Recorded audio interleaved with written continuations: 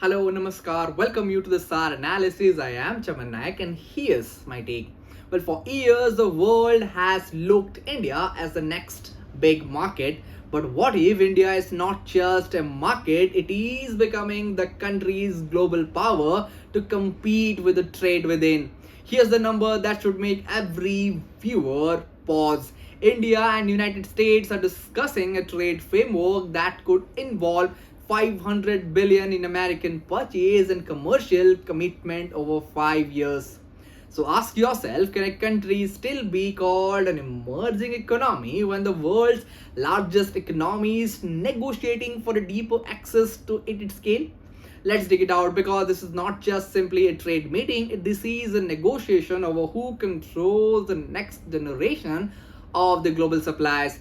Here's what evidence speaks about. India and United States have resumed their high-level trade negotiation at a sensitive moment. Two countries are attempting to rebuild an interim trade arrangement after changes in American tariff policy disrupted earlier calculation.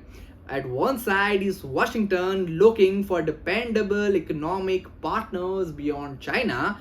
On the other side, India is seeking for a better market access for its export and a potential tariff advantage over the rival manufacturing hubs across Asia.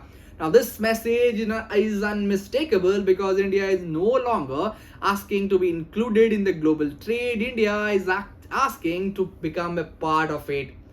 Now, the question arises why this matters, because for United States it's all about strategic diversification. Washington has learned that dependence on one manufacturing power can become an economic vulnerability. From semiconductor to pharmaceuticals to batteries to rare earth minerals and to supply chains are now treated as national security infrastructure.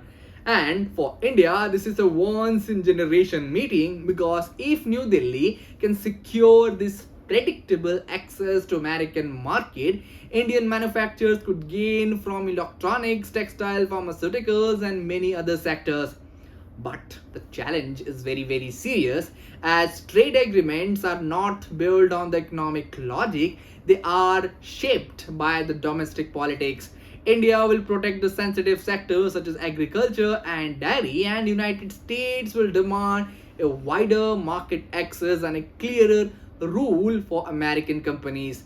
This is why this talk matters because they will reveal whether India and America can convert those strategic friendship into economic architecture.